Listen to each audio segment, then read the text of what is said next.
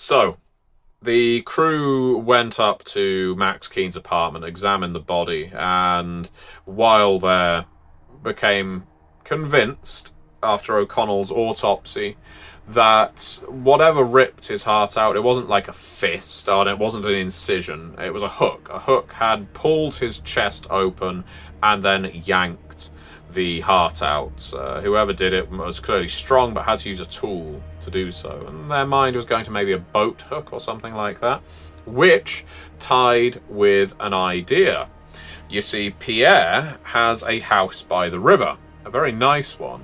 And after they interrogated our battle forged a little more, after scooping up bits of Tommy into various sacks and deciding to take them to O'Connell's incinerator to get rid of, they decided, well, they found out from the battle forged that, well, Pierre is a wet man.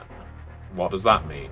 Well, the battle forged said, a spawn of Vodnik that lives by the river, that used a hook to rip open Tommy Earl. And as the battle forged was speaking more and more, it was becoming she. It was becoming Cece, a simulacrum of Cece, and was dropping more and more phrases and terms and idioms that Cece might, to the point that by the time she was done talking, our battle forged, maybe not bodily but facially and in terms of her memories, was almost a direct simulacrum of Cece. Now, Cece isn't the brightest bulb.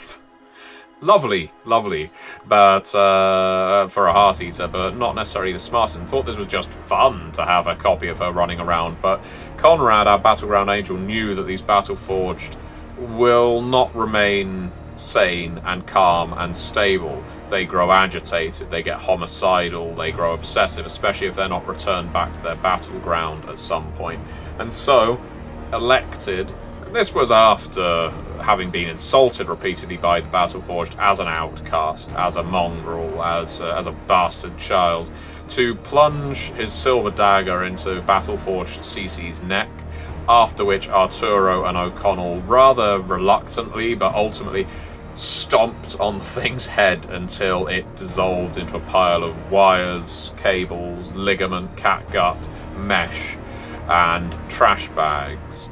There was no skin, just a latex mask. There was no human here. And whatever the case, the Battleforge wasn't going to become human, it was just going to become a proxy for Cece.